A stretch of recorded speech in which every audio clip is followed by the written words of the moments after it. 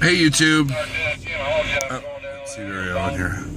So yesterday I put up a video ranting about my old company, and someone said I needed to be more positive, and they're right. So I've decided to no more rants about my old company.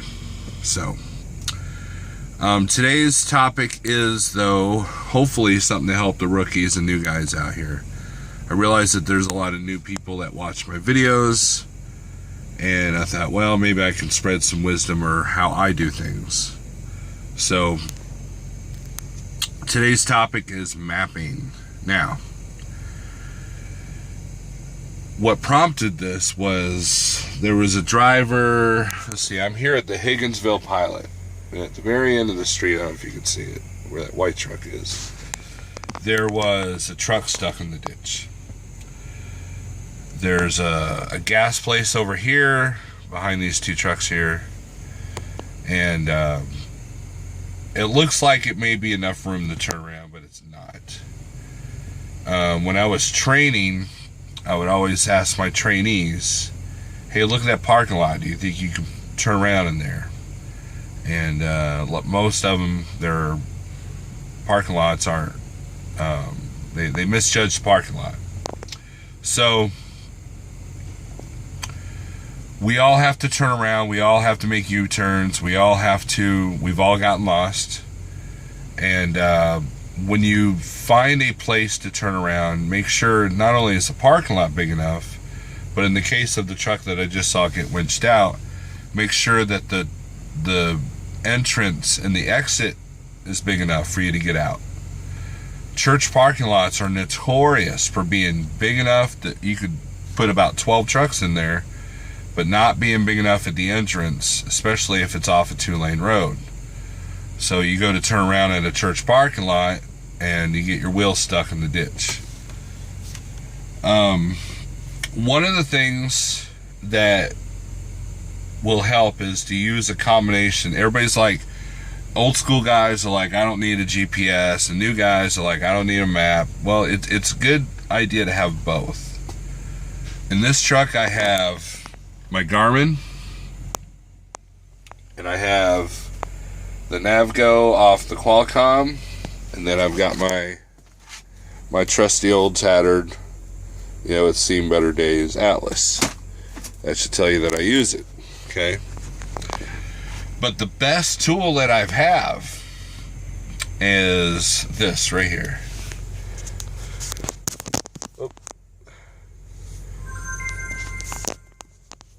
Google Maps. I know it's hard to see, but see, I can zoom in on a parking lot or a neighborhood and see if it's truck friendly.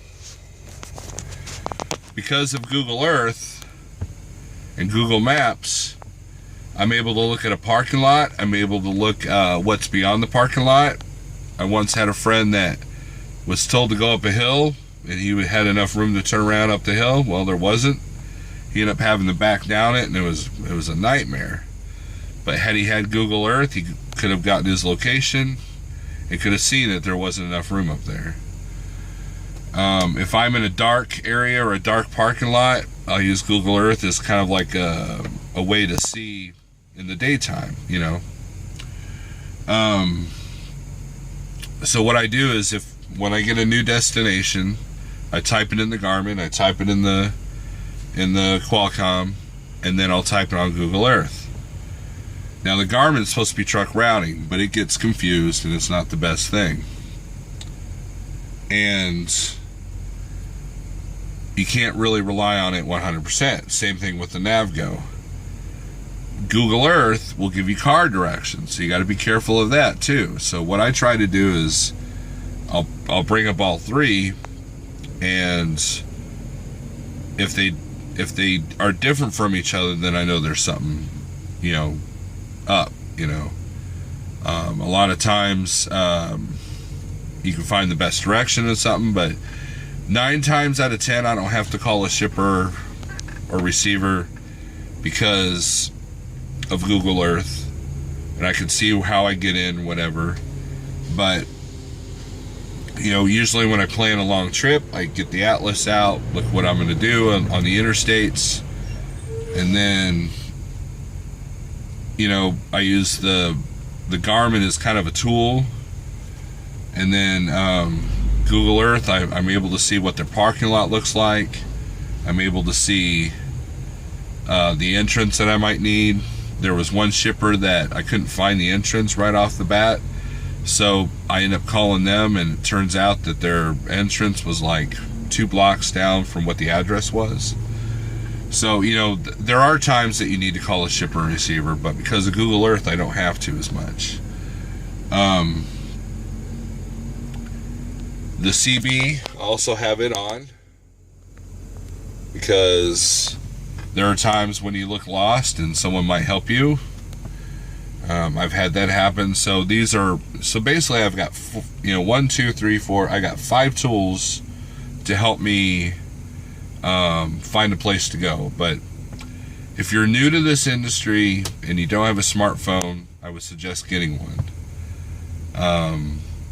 Trucker Path is an awesome app. It'll tell you way stations, it'll tell you truck stops along your way, and not only that, but there's a feature in Trucker Path where you click on, let's say, the truck stop you want, and you want to look at the parking lot, because sometimes the little truck stop book, which I've got one of those. I've got one of these. These are handy too for when you got no signal.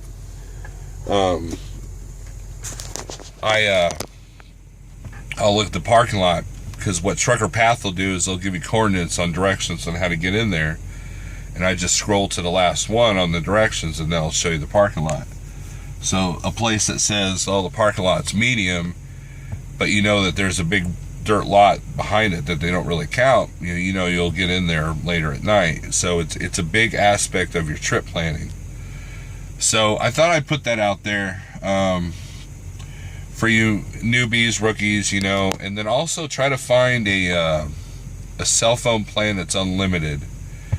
There's a couple that are out there. Some are pricey, but I don't worry about data at all. And when it comes to Google Earth, it'll use a little bit. So take time to research where you're going, do some recon, and see what you're getting into, and see the best way in there, because I've had all 3 GPSs disagree, and then I found my own way in. So these are all just tools. None of them are foolproof. So there you go. So everybody be safe out there and have a good day.